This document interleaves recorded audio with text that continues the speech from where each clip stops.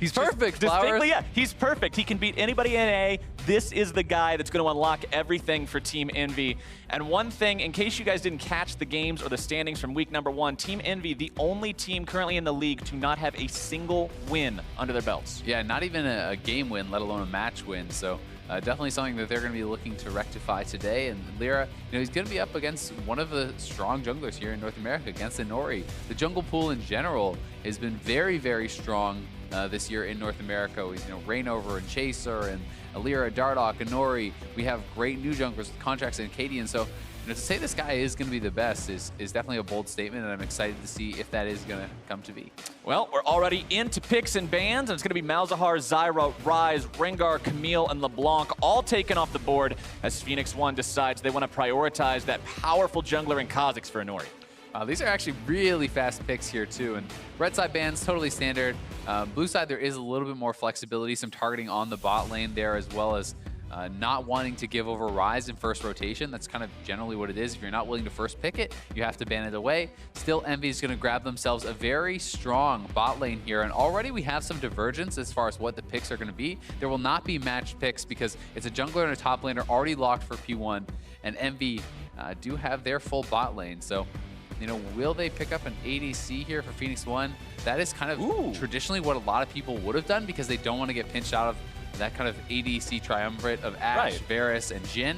But there's definitely some divergence here, and it'll be interesting to see who's going to come out on top in the second rounds of bans, as EnVy can really try to pinch that AD carry pool. Phoenix1 can look to target EnVy's top laner if they'd like, since they have not selected a top laner of their own.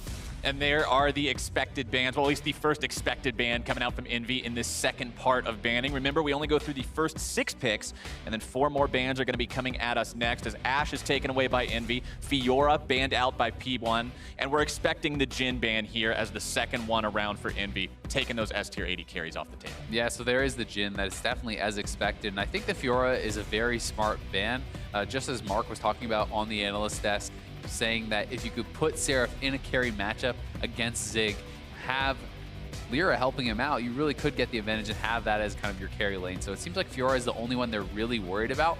EnVy does still have a lot of options here in the top lane. They need to pick up their top laner, they need to pick up their mid laner. Corki is available. That has been huge so far in the NALCS, and will be the choice for Ninja. Looks like that's what's going to be Ninja's pick for his first time in NALCS 2017, actually playing his preferred role as opposed to having to play in the jungle. We've seen some awesome performances on Corki so far, not from EnVy particularly, but in the rest of NALCS, so showing that it's a pretty solid pick right now, as Arrow is going to be hovering over the Draven right now, but I don't think that's going to be what they actually go for. Nope, Orianna locked in. Yeah, Orianna will be the pick here. Definitely solid, should be a pretty even mid lane matchup. Corki obviously having the ability to kind of farm out really any lane, and I think Ezreal would make a lot of sense as far as a pick. There are a few different options. Ezreal, Caitlyn are kind of the 2 safest remaining AD carries in my opinion. You can go the hyper carry route, you can do more utility based things like the Kalista. We've seen Piglet playing Twitch, so there are some options, but Ezreal going to be the choice, and it is a very safe one, so it makes a lot of sense. And now we really just have to find out, what does Seraph want to play? Jace is available. That has been something that a lot of people have been prioritizing in both picks and the bans, but we have not seen too much success with it.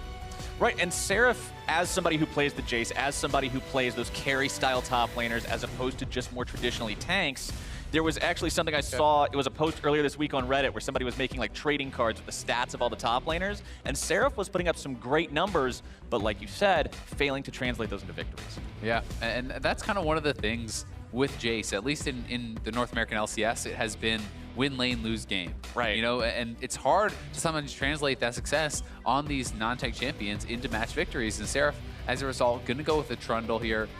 Is definitely an advantageous lane matchup, and it's a lot kind of more straightforward as far as playing in the team fights and split push. So I think it's definitely a really solid pick. I'm surprised we haven't seen any Kennen really lately. Yeah, it's been something that has really been picking up in the LCK and some of the other regions, and a lot of the North American top laners are playing it a ton in solo queue, so I have been kind of waiting to see that on-hit Kennen show up in the NALCS, but it's not going to be just yet. Nope, instead going to be opting into that Trundle, the traditional tank buster, and of course when the enemy team has a non-tank jungler, a non-tank support, and only one tank, Subjugate's pretty easy to pick a target for.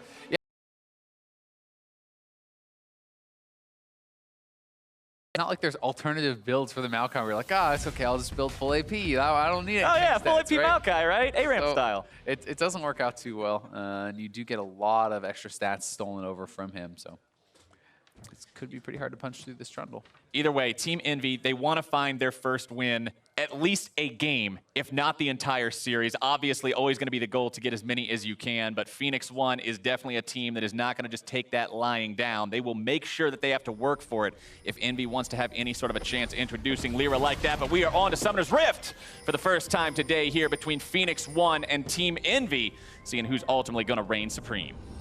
Now, Phoenix1 really was so close to ending week 1 2-0, right? They almost took down Dignitas, so definitely could be a team that we're talking about near the top of the table. One thing that really did stand out there, though, was how much Zig got abused by Someday, right? And that is something that really was problematic for P1 and something that we're often going to see Envy look to exploit. When we look at how they played last year, a lot of it was trying to play through Seraph. He had a huge champion pool. He's a very strong carry player and is someone who can take over a game. And now having LirA here with him, I'm going to be very interested to see where LirA wants to focus his attention. Does he want to kind of go top lane, try to snowball this matchup, try to get Zig behind enough to unlock Seraph as this split-pushing beast? And you know, that kind of goes back to one of the problems and the tendencies we saw from Envy in 2016, right? This was a team that often made a lot of plays with the top laner and the jungler and the mid laner, the 3 Koreans on the team, and then the bottom lane was just kind of, hey, do your thing, don't die, we'll try to carry. Is that going to be the same plan again with LirA? That's kind of what we're asking ourselves. Exactly. It's tough to know. And it can be that the mixed language teams can be very difficult to play because of that. Absolutely. You know, there is very differing thoughts on how smart it is to play these kind of setups and play these mixed language teams. Because it can be really tough to communicate, and naturally you want to play around the people that you can communicate more easily to, which can sometimes leave the bot lane getting pretty neglected. Either way, both junglers going to be starting on the top side of the map this time around. Inori at the blue, LirA at the red. Top laners going to bump into each other there in the river just momentarily. Seraph hanging around. You can see the keystones there on the bottom part of your screen. Fervors of battle popping up on both Rek'Sai and Trundle and Ezreal as well. Oh my God. While the Warlord's Bloodlust on Varus as Zig gets a big old chunk taken out of that bark. Yeah, that is vicious as Seraph got so much damage down there. He did miss a couple CS to do it, so we'll see if it actually ends up being worthwhile. He needs to kind of translate that into something else because he lost more minions than his opponent, and his wave is pushing towards Zig. So whether or not that was worth it will be determined by how well Zig's able to CS. For what it's worth, Zig does have more potions going into this lane than his opponent does, right? He's got a Corrupting Potion compared to a single health potion plus a Dorian's Blade, but once those are gone, he's not really going to have any combat stats, while Seraph is going to have the edge. And he already used 2 charges, so that's actually pretty significant, getting those 2 charges out of the way. You know, if Seraph can really kind of abuse this guy, you can look for those dives, you can look to try to really carve yourself out an advantage up here, and that's definitely something they're going to be trying to do. But meanwhile, we do have Inori kind of lurking around in the top side of the map, and he's not going to go up to top lane, but just grabbing himself the Scuttle Crab, taking some of that vision, trying to control the area a little bit better. He realizes that Seraph's really far pushed up, but that was a really big minion wave to try to make some kind of a play in. It can be sort of a tricky situation at those points in time. LirA grabbing the bottom side of the map, Scuttle Crab as well, providing... LirA is so far ahead, actually, on the clear. Like, this is actually ridiculous. He's going to spot Inori out, really? The Scryer's Orb wasn't going to be seeing him. The red buff is right there. LirA knows what's happening. He has his smite, so he could try to challenge for this and is a level up. He's going to tunnel through, looking to steal it away. Inori's got it secured. LirA just decides it's not worth it, going to tunnel himself back out. Doesn't actually go for that one. Yeah, he had the chance to. I think had LirA actually hit that smite and taken that away, he probably would have gone for the fight, red buff versus no red buff there. Right. And they do have another charge of smite, so, oh, LirA gets that one. LirA making sure that he at least gets something out of that advantage nice and early. Now Ryu going to be soaking some damage from Ninja as LirA shows up to make sure he can't retaliate too well. Going to be just tunneling himself towards the other end of the river, hanging out around the top side again, keeping Seraph safe. And both top lane and bottom lane starting to eke out very minor CS advantages for themselves on the side of Team Envy. Yeah, they're looking good early on here, and I think that they did draft for this bot lane advantage. They did get a good matchup in top lane, really across the board. Their matchups are looking pretty good. Where you would say, as far as tiering goes, the advantages for P1 are in the jungle, right? The Kha'Zix has been so highly prioritized. That's what they decided to actually first pick here as well. So Inori is going to have to get some work done on the Kha'Zix to kind of make up for some of the deficiencies that they do have in their draft. And we've seen some, I believe it was Zyrene that was talking about it yesterday, the insane win rate of Kha'Zix right now, and how effective that champion is proving to be. He's in a tier of his own, pretty much right below Rengar. A lot of people are saying. I mean, it's been like 70-something% win rate so far across professional play. It was up near 75, I believe, which is pretty insane with the amount of games that he has actually been played. So definitely the kind of S-tier jungler that is actually able to be picked, since Rengar is pretty much never available. Always banned. Always banned away. But one thing I also want to comment on, I should say. Top lane, Zig playing this Maokai. This is the 6th game that P1 has played in 2017. This is the 5th one of those games that Zig is on this champion. They really prioritize putting him on this super tank. Yeah, and I think it makes a lot of sense. You know, Zig is a very solid player, but he has not shown the ability to really kind of take over games, dominate games. So if you have a guy like that, you want him on a tank, on a safe scaling champion. It's okay if you fall behind a little bit in farm on a Maokai, because you're always going to have relevance as long as you can team fight well, as long as you can use those TPs well. And that's something that Zig has definitely shown the ability to do. Speaking of those TPs, Seraph now going to be spending his to get back to lane rapidly after his first base. Likely going to be seeing Zig do the same. And look at that split. Azael 50-50, the fans think, on who's going to be walking away with this one. And that was like the exact same split yesterday. There was like TSM Dignitas. It seems like the fan votes are so much closer this year. I'm not sure what exactly it is, but especially with TSM, you're normally used to seeing like 95% TSM fan vote and stuff, and it's been even. So definitely a lot of fans showing up for both sides. That makes it fun, right? That means it's a closer matchup. It's not everybody walking into it expecting, oh yeah, these guys are going to win, or oh, this is going to be a stomp. Everybody's clearly expecting this to be a close contest. And I think that has really been something that in the NALCS this year that is kind of more clear. A lot of the teams have not yet established themselves exactly where they are, and Ninja going in on Ryu. Ryu going to be exhausted. Ghost pop, trying to get himself away. Looks to find the shockwave in retaliation. He's going to be just fine, but has to blow one of those summoner spells to do it. Yeah, it's a summoner spell trade there. The Ghost going to be up a little bit sooner, but he had to blow his ultimate there too. Still, Ninja with some good aggressive trading, and these guys are going blow for blow, very even in the mid lane so far. Ninja doing a good job, actually, like we mentioned earlier, playing his role that he intends to, as opposed to having to be there in the jungle. Now he's going to be invading with his jungler, looking to steal away this blue buff from their opponent, not only putting that on Corki, but also keeping it away from Orianna, giving him a nice edge there in those mid lane trades. Yeah, this is really nice, and LirA just has been clearing just so much faster. I mean, he did power clear on his first time through the jungle, picks up the Tiamat, and he's been staying a couple camps ahead of Inori. So Inori now down a level, almost a full level, and it is going to have to try to catch back up, try to make something work here. Inori and Ryu trying to pull the same trick that their opponents pulled, invading towards the enemy blue buff, but it's not spawned quite yet, so they won't be able to steal anything away at this point in time. LirA, meanwhile, just clearing away the top part of his jungle as Seraph looks to find some more damage into Zig. Look at how much he hurts him. Just with a couple of those auto attacks after the subjugate's been placed down. Yeah, he drops that ultimate there too. I would have thought Seraph might hold that a bit longer, since Zig was kind of already out of range of him when he did drop the ultimate. And it does make you much more susceptible to the ganks. So, you know, this is something where a Maokai plus a Kha'Zix can lock down that Trundle and definitely take you out. Some players do prefer to use the Trundle ultimate, even just for kind of laning dominance, though. It's like you use that, it heals you, it deals damage to them, pushes them out of lane, and that's what they're trying to hope to accomplish, as Zig is going to be forced to base, and Seraph will pick up a pretty significant CS lead as a result.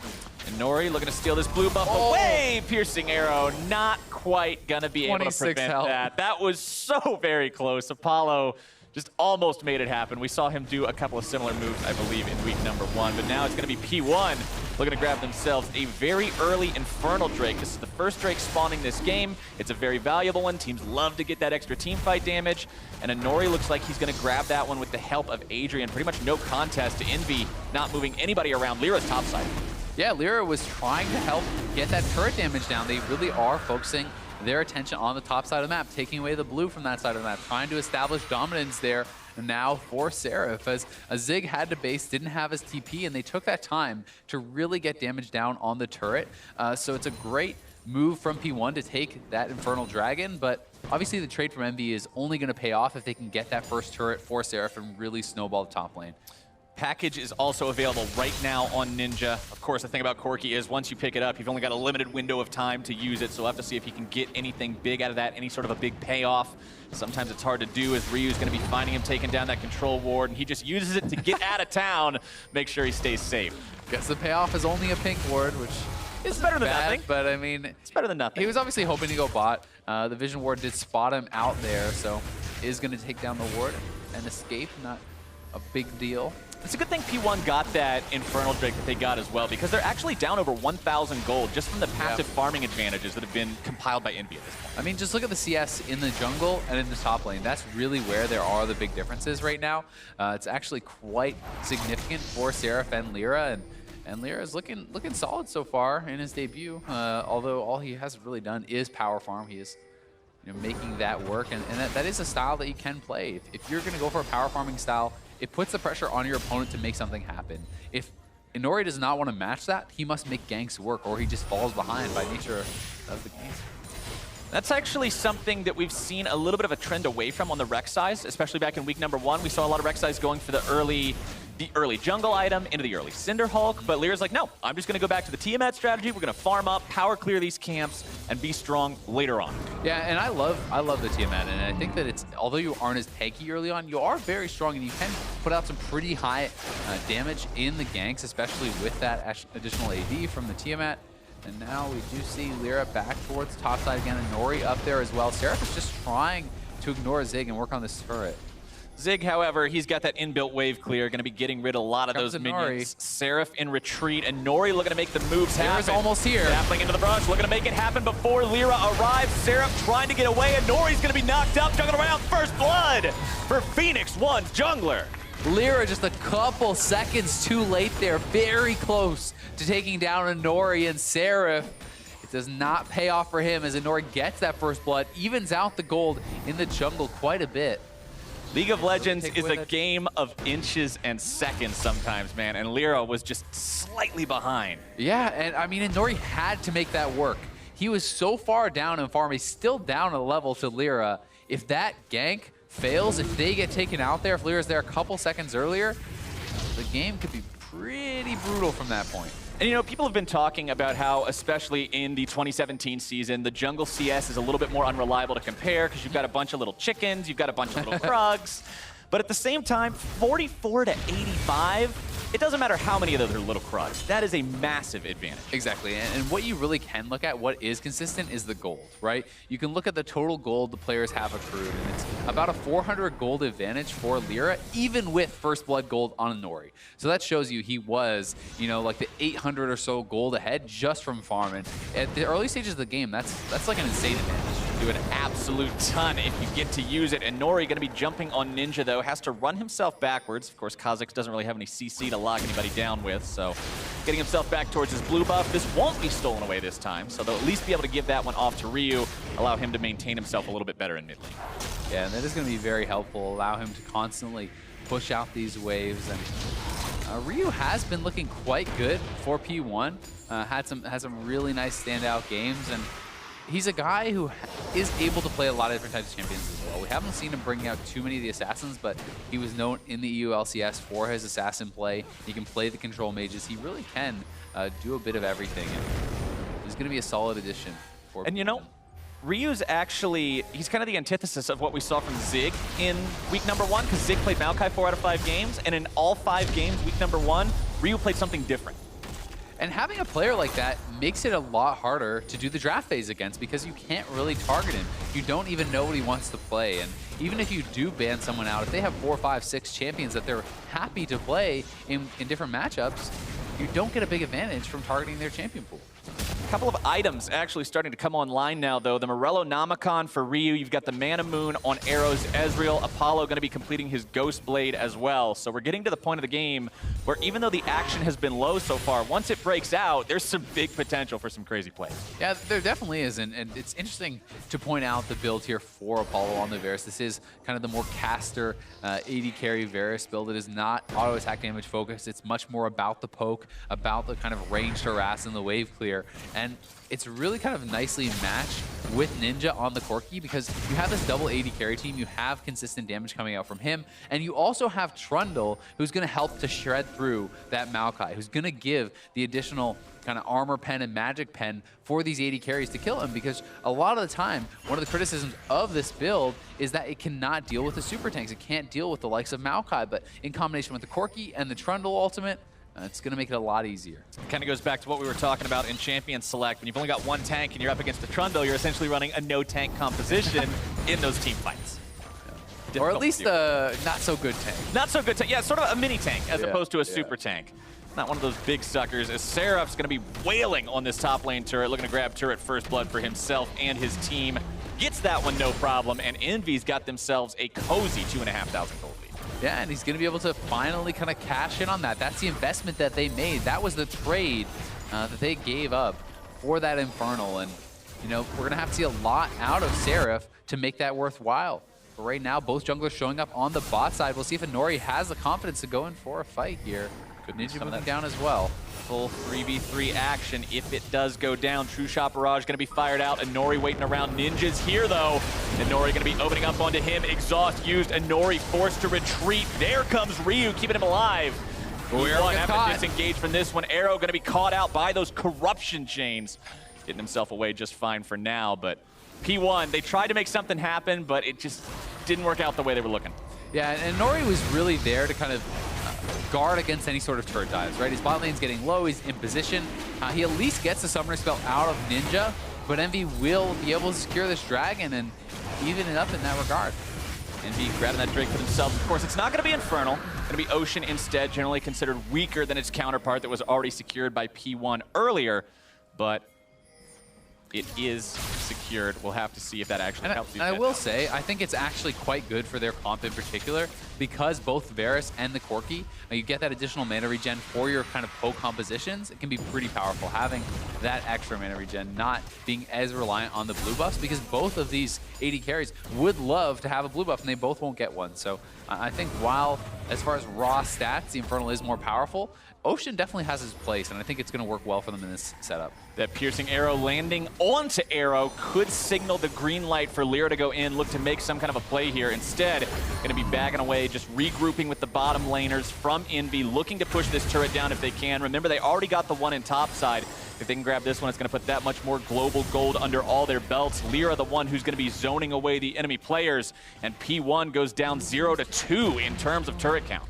Yeah, and that's massive. And this is a lot thanks to the draft, to the matchups they got. They drafted for winning lanes in bot side and top side. They're awarded with turrets on both sides of the map. And now this means that EnVy can look to move their bot lane towards the mid lane, try to crack that last outer, or try to look for plays elsewhere on the map and really extend their lead.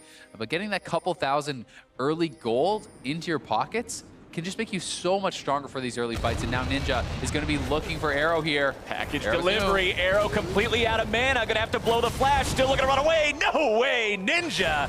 He's got the rockets to take him down. That's going to be a 1-to-1 game all tied up. Just beautiful by Ninja. Goes bot lane. Doesn't even have to blow a summoner. Gets the flash and the kill from Arrow, but LirA's caught. Oh, LirA finding himself in the wrong place at the wrong time. Going to be forced to flash over the wall, and Nori's got him. Jumps after, grabs those claws. Seraph going to punish the bug. Oh, Shockwave going to be flashed away from. P1's got 4 in the area. Seraph's going to be going down next. P1 making that one a 2-for-1 across the map, but Inori's going to be taking so dangerously low. Apollo not picking that one up. Hakuho looking to make it happen. Wow! American Sniper, there we go. That's the shot we're looking for. Apollo with the confidence to make the flashy play there. Gets a kill back for his team, and LirA gets caught out. Inori getting the best of him. Seraph was so strong there, but still, with all the extra members from P1, not able to take him down. Pretty exciting play. EnVy going to be looking to push in. Let's see this one more time as LirA does actually spot them out with the sweeper. Wants to go straight in. I don't know that he realized 2 people were there. Flash is over, but it's too little too late. Gets taken down, then Seraph goes in onto Inori. So much damage being done here. Nice reactive flash there from Seraph. But look at that. The whole team flashes over. They're just waiting. They're ready. Never a fair fight, Captain Flowers. Sometimes you got to play dirty, Azael, and P1 knows how to take that number advantage. and make something work with it. But if you're talking about dirty, that shot, that was dirty. That was beautiful. That was great. That was great. You gotta love it. It's one of those plays where either gonna look great or it's gonna be pie on your face, right? Like right. Zero or hero. There's no in between. Zero or hero. And today, Apollo is a hero for that kind of a shot. Yep. Gonna be his first one of the game, though. He's got his own Mana Moon completed now, so he's gonna be stacking up that much more damage as time goes on. Speaking of completed items, Trinity Force on Ninja's Corki means power spike, power spike, power spike. Yeah, that is kind of like the traditional one that we have talked about so much. But that in combination with the Sork boots, he has the magic pen, he has the damage, and this is where you can really burst people out. Corki shines big time in the mid game, you know, on 1-2 items. He is massive, and meanwhile, Seraph is really going to be outpacing Zig in this matchup. Even though Zig is up a level, it doesn't matter. He cannot fight up against Seraph whatsoever. Not when Seraph's got that completed Ravenous Hydra, the item of choice. Obviously, sometimes we see him take different Hydras on the Trundle, see any Trundle player do that, but Ravenous means you're in it for that split push game. Yeah, exactly. And you're sustaining yourself. Yeah, obviously the trade-off being you are kind of lower on the health, you're less tanky, you can get taken out, but LirA kind of getting chased down. Ooh, the shockwave. You can see what the plan was. You can see the attempt was there, but LirA was already too far into the tunnel and he's gone. Ryu wanted to pull him back with the shockwave. He wanted to try to time it to cancel his tunnel, leave him without an escape, and allow him to get that kill. Because canceling the tunnel was really the only way he was going to get that kill, and that is why he waited so long for it. So good thought there from Ryu, but not able to do it. Ends up wasting that shockwave, and we'll see if EnVy wants to kind of play aggressive as a result of that. Knowing that key spell is down for Ryu could prompt EnVy to get a little bit more aggressive here. But of course, Ryu's got Morello Namicon, so he's got 20% cooldown reduction from that. The spell already 2/3 of the way off cooldown, so it's a very, very small window for EnVy to actually pull the trigger during that. They still might be looking to make it happen, though. Inori jumping in. Rocket's going to be fired off. Tidal Wave won't hit anyone. Arrow finds one last Mystic shot on the back end of the fight. Hakuho dangerously low. LirA going to be able to find that knockup onto Inori. First coming through. Ninja providing the artillery fire. Adrian going to be taken low. Exhaust onto Inori. Caught on the wrong side of the wall. Jumps away to find that escape as Seraph and Zig both looking for an opportunity to get in the fight. Neither one going to be finding it. Instead, everybody walks away. They all walk away. Summoner's blown on both sides. Hakuho's flash down. Ninja's exhaust down. We did see the heal come out as well, and Seraph pushing in. He's got to be a bit careful about tanking that many turret shots, but still has his ultimate available, so Zig knows he can't really commit to a fight. But you do see Inori moving down to the bot side, and Seraph is going to have to be aware of the fact that Kha'Zix is missing from the map. Mountain Drake also going to be spawning in a couple of seconds, so dying right now could be a catastrophe for anybody on this map, as it may just sacrifice that extra objective as EnVy goes to secure it just as soon as it spawns itself. Apollo's zoned off though, and so is the rest of their team. I think EnVy's gonna get collapsed on. P1 looking to make it happen. Zig into the front line, looking to tank as much as he can. Gonna be soaking damage from 5 members. Piercing arrow fired back. And EnVy is forced to concede this. Yeah, it's P1's Dragon, and they get that because Apollo and Ninja got zoned off from the rest of the team. They were pushed in the mid lane, and now they're looking to try to do the same thing. You can see Ninja, Apollo zoning on the side, while the other two do push in the mid lane. They want to take down this turret, and I think they should be able to get it. But look at Zig. He's TPing in from behind.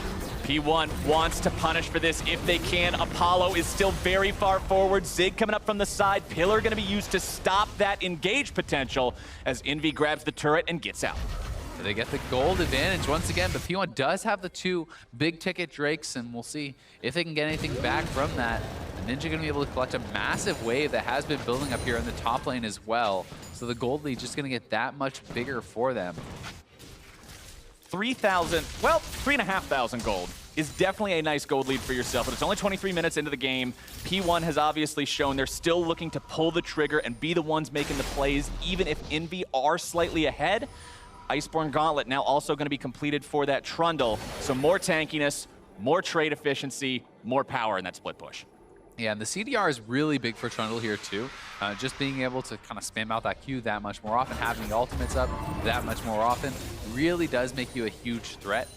Because when your ultimate is down as Trundle, you're massively weaker. Not only are you losing out on the additional tank stats and the health drain, but your opponent's going to be stronger as a result as well. So you definitely want to have that up for pretty much every single major engagement. And while P1 is behind in gold, they're not so massively behind that they couldn't make something happen. They still can look for plays, especially now with the death cap being completed for Ryu.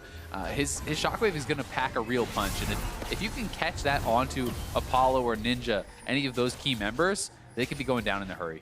Ninja does have the package up and running, though, or at least he did when the camera was on him just a moment beforehand. They're going to be looking to use that one if they can, but of course the timer is running out, down to about 1/6 of that time left. Probably not going to find any sort of an opportunity to use it this time around either.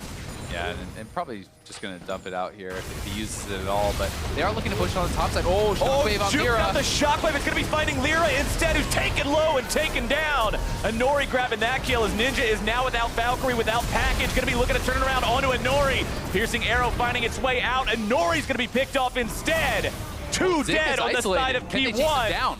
Zig alone, running away from the rest of EnVy. Seraph hunting this one down as quickly as he can. Pillar. Trying to get the pillar, gonna be able to find it. Piercing arrows continuing to fly out. True shot barrage not making its way onto Ninja. Zig taking so much damage from that magic part of Corki's arsenal. He's only armor. Yeah, he is all armor at this point, and that's a big weakness to that Corki, who does do so much magic damage. Arrow on the side there, kind of discouraging EnVy from chasing any further, but they definitely get the better of this fight as Ryu wants to come contest the blue buff. He throws down the shockwave thinking he'll get Ninja, but Ninja uses the second part of his Valkyrie, gets back out. Inori gets a kill, but he wants more. He doesn't have the evolved wings, so he doesn't have the reset. He flashes in, but beautiful peeling from Hakuho, playing from over the wall, lands the root onto him, shields up his mid laner. Apollo follows that up, they lock him down, they take him down. Well played by EnVy. What looked like could have been really scary for EnVy, they make it work. And that's what we were hoping to see from this team, right? That's what you want to see with the completed roster from EnVy playing together. Yeah, exactly. And really from Inori, he was just kind of reaching for too much. It's one of those cases where he gets the first kill, gets a little bit hype, he thinks he can get the next one, but I think without having the evolved E, without having the evolved jump for the resets there, it was a little too much to go for, committing the flash forward. And that's kind of a thing we're seeing as the new phase of Kha'Zix, right? With the way the new evolutions work. Players starting to evolve the rockets over the wings at the second evolution point, saving those wings for later. Yeah, and it can work very well. It's a lot easier to kind of participate in team fights, even if you can't jump in for an assassination. You can poke from the side. You can land the slows. You have better wave clear. And they're looking for Ninja. They're going to get him, I think. Ninja going to be found. Shockwave's got the mark this time. No way out. Ninja is down, and LirA's just got nothing to do but run away. Really nice pick there from Inori and Ryu as Ninja gets deleted. Gives up his exhaust there too. First death for Ninja, has been playing very well. And P1 wants to try to get more here. They are pushing on the top side. And both top laners do have their TPs available. For now, it's 4v3. Inori and the rest of P1 seeing if they can find anything for themselves. Remember, they still have no turrets. 27 minutes into this game. Arrow's going to change that right now. One more auto attack takes that one down, brings them back up to that 3,000 gold deficit it feels like they've been sitting at for so very long. One thing we've also got to be concerned about is 27 minutes into the game, another big fight on the top side could lead to a Baron from either one of these teams. It certainly can, and the thing is, there's a lot more standing gold for P1 to still pick up. They kind of did the investment in the late game by going for the Infernal, overtaking the turrets, and if they can start picking up these turrets, which it looks like they are, they're going to probably get another one here. Last auto comes in. Now the gold gap has closed a lot, and there's additional combat power in the Infernal Dragon. There's additional power for taking objectives in that Mountain Drake. So you have to kind of take that into consideration when you're looking at the gold, and it really does leave you in a situation where it's not much of an advantage for EnVy. Drake going to be spawning for the 4th time in about 25 seconds. It is Ocean number 2. So even if EnVy can grab that one for themselves, like you were mentioning, it's not going to be combat stats. It's not going to be objective power. It's just going to be some more of that passive regeneration. Pings are coming out onto it right now, though, as Seraph keeps pushing. And Ryu is here. They're looking for this kill onto Seraph. He's tanking the turret. Can they lock him up long enough? Ooh. Nice flash away from the shockwave again. Seraph has that timing down. Adrian working his way into the fight, looking to grab a little bit of extra lockdown potential onto this guy. Ball's going to be thrown forward. EnVy comes in. Counterattack is launched. Zig forced to flash out. EnVy gets their guy out of trouble. Saving Private Seraph is a success and a box office smash. And these guys are walking over, looking to take Ocean Drake for themselves now. A lot of resources were expended by Phoenix1, looking to grab that kill that they could not find. Seraph has no subjugate, though. That's a big frontliner that's not going to be available. LirA stuck in the pit, going to be forced to tunnel out. Inori taken low. Dragon also, though, secured by P1. Fight still ongoing. Zig going to be looking to tank. Ninja gets himself back. LirA tunneling backwards as well. EnVy almost has his shockwave. this. They're trying to wait for it. It's just about to come up now. Inori gets himself back over the wall. LirA still looking to make something happen. Decides to go after Inori, but they gotta watch out. Ninja's gonna be Valkyring forwards. Ryu's got the ultimate, but he's gonna be taken very, very low. Seraph still looking to chase these guys down. Mantra Inspire gonna be used. EnVy wants the dive. Health bars for P1 are so low, but the dive is risky. LirA is gonna be caught out and destroyed. Inori grabbing the kill credit for that one as the push continues from Team EnVy. On to the tier 2 they go. Rocket's gonna be flung out into the minion wave. A nice shot from Apollo. It's gonna be 1 for 1. What a ridiculous series of events. That was like a fight going on for about 5 minutes, starting in the bot lane tier 2, going all the way to the Dragon, then back to the bot lane tier 2. Just back and forth and back and forth, and ultimately, it goes even. Yeah. It goes 1 death for 1 death. Granted, you can say it went in P1's favor because of the Drake, but here's how it ended. Yeah, and here it is, once again, the tail end of that fight. LirA coming forward. Zig grabs him with that root, and the flash is too late there from LirA. Once Maokai's already in the Twisted Advance, he's going to go in, and then Apollo with the snipe here on Adrian. Look how much damage this does. That's a good chunk of health. That's about 30% there off of Adrian as he goes down as well. He was the first target, I believe. There were no minions in the way of him, so that was just raw, unmitigated, piercing arrow damage. Package up and running for Ninja again, so P1's attempts to catch him out here likely going to be ending in failure. It's so hard to catch the Corki when he's got that. Yeah, and Inori's just constantly looking for these kind of bush check type kills, though. If you face check a Kha'Zix, it's so brutal. If you even get close, he can use his ultimate, come out with the invis, and be able to get that assassination. And I would like to point out with Arrow that he has picked up the Extinguisher's Calling, and I love that item here early on. I think that it's so effective against this team composition because there's going to be like innate lifesteal that's just massive amounts from Seraph.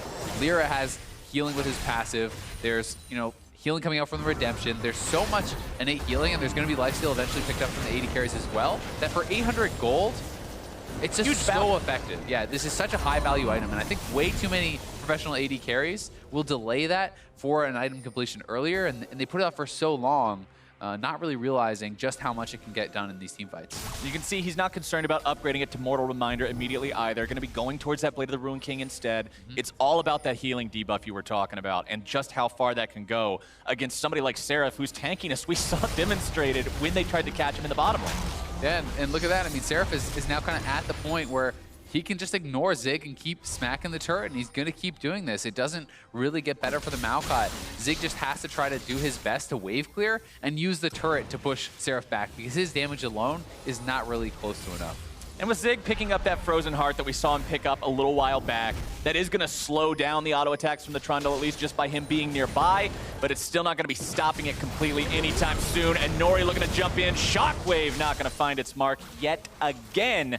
So far, Team EnVy's been doing a mostly good job of getting out of those. Yeah, I honestly do like the fact that they're willing to go for these plays, though. The Shockwave is a relatively short cooldown. As long as EnVy doesn't punish you in this window where it's down, it's not a big deal, because we've seen too many games this season, you know, with Pobelter earlier last week, I guess it was. Yesterday, we saw some games as well where Orianna comes out, and it's just like, if you don't hit the perfect Shockwave, the Orianna doesn't win the game. So keep trying, keep looking for these attempts, because players often end up just holding it for so long and never really do find it.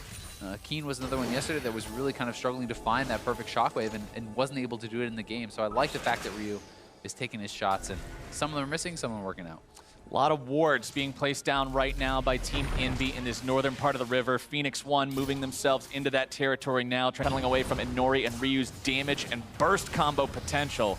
EnVy looks for something, but they're not going to be finding anything anytime soon. And one thing I kind of want to point out is we were talking a lot about LirA before this game. We were talking a lot about, is he the savior this team needs? And right now, he's tied for the most deaths. He's actually winning for most deaths in the game, and he's only participated in 1 out of 5 kills, while his opponent has 100% kill participation. At least he's winning something. He's winning so. Hey, he's got the gold medal in deaths. Yeah. He's got the gold medal in deaths, and he's got a lot of farm. I mean, we can't.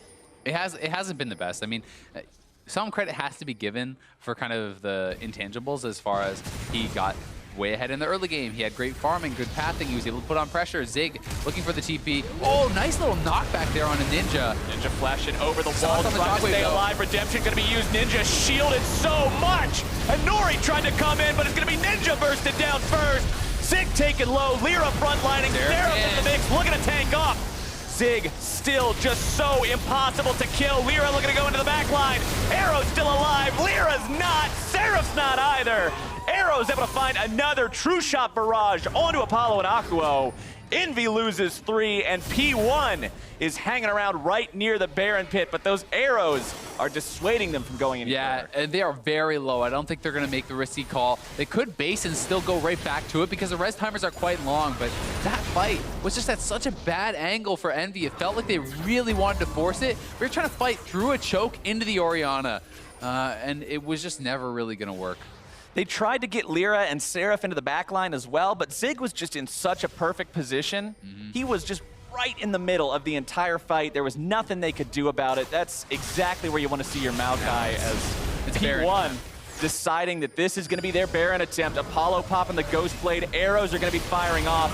Tries to work his way in here. Takes Ryu down very, very low, but it does not matter. Secured Baron Nashor for Phoenix1. It just dies way too fast to the Kha'Zix with all this damage coming in as well. And here's the fight one more time. You can see this nice little smash onto Ninja. The root right out of that.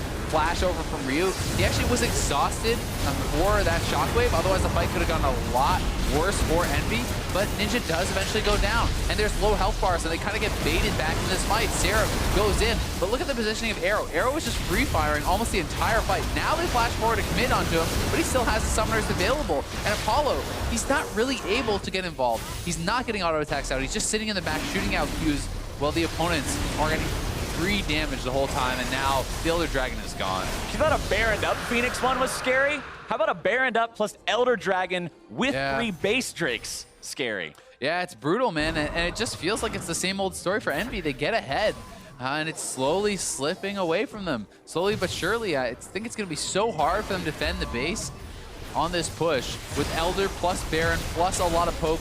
Huge amounts of item completions coming in for the team of Phoenix1 now too.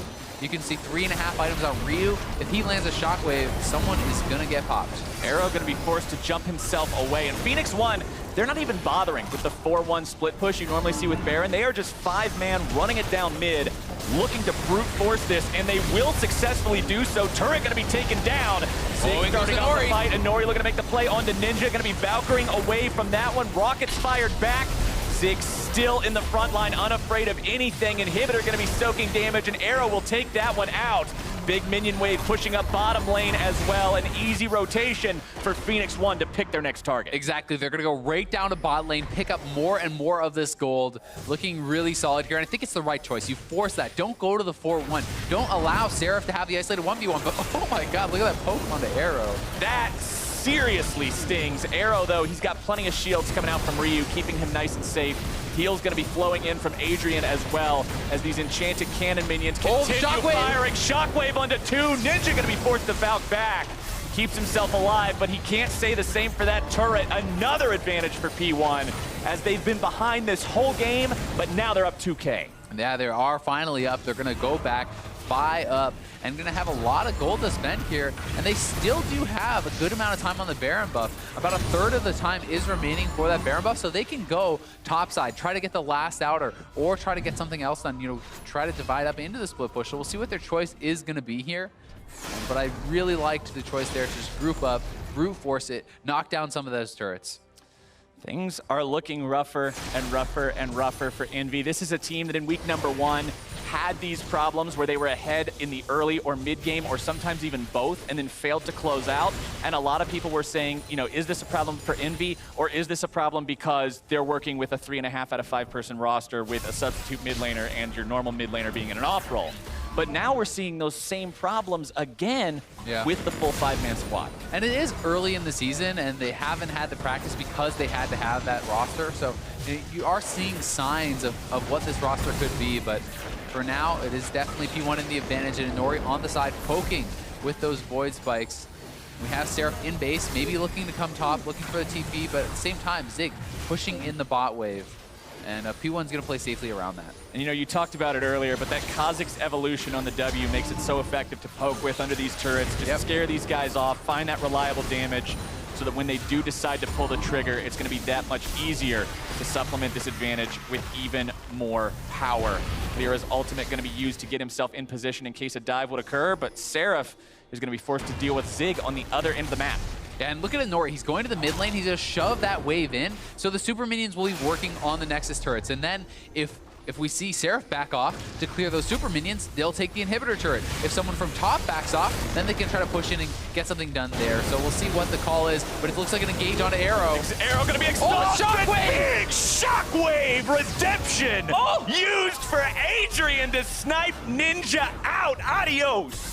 It is rare you see a redemption killing Ryu killing spree. This is P1.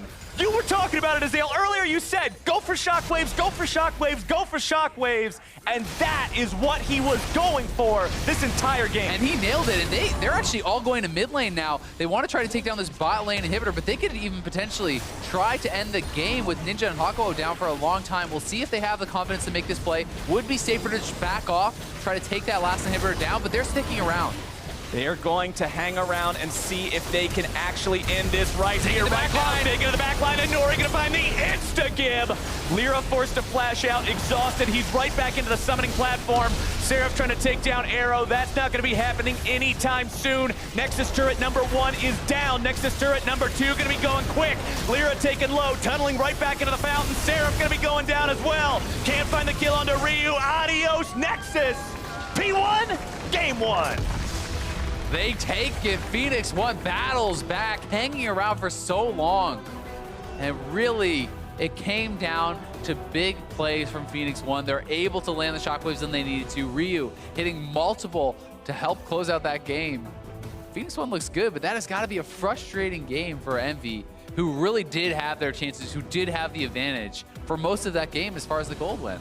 And you got to give it to Phoenix1 as well, because this is a team that we constantly saw looking to make plays, even though they knew, yeah, we're behind, but we're not playing off the back foot. We're not going to do that, wait for them to mess up stuff. We are in the driver's seat. Let's show them how it's done. Exactly. And I mean, while LirA was out farming Inori quite a lot, Inori was always looking for plays. He was down levels. He was down gold.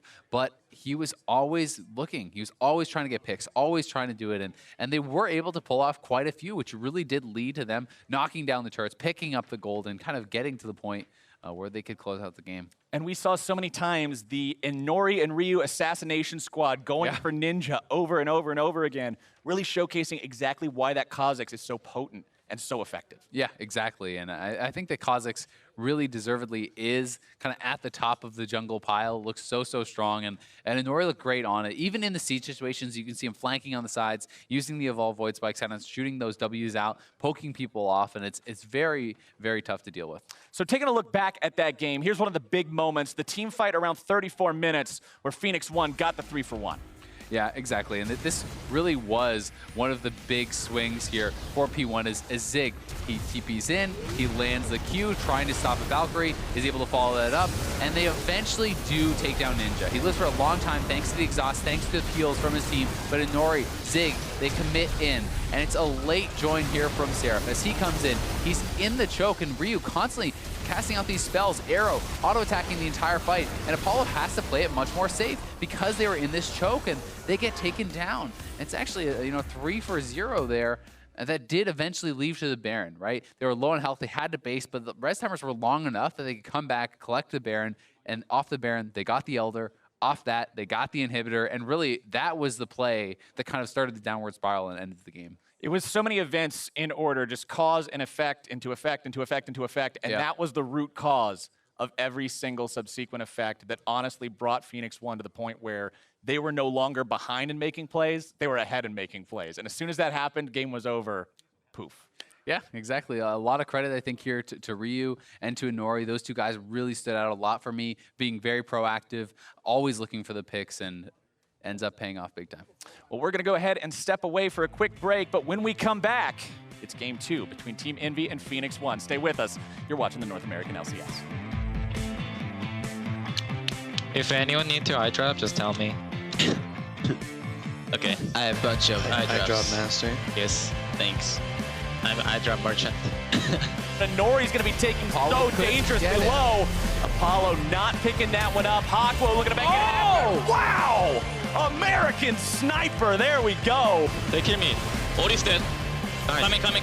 I have flash. Kha'Zix no jumper, no flash. Kha'Zix no flash. Kha'Zix no flash. Kha'Zix no jumper. Kha'Zix burst. Nice. Trundle. Watch out for the bubble. Slowly. I've jumped. Rek'Sai. Trundle. Rek'Sai. Trundle. Mana W3. I can flash W. Is the arrow going to be exploded? Big shockwave redemption used for Adrian to snipe Ninja out. Adios. It is rare you see Redemption kill Whoa, three of them Ryu forward. killing spree.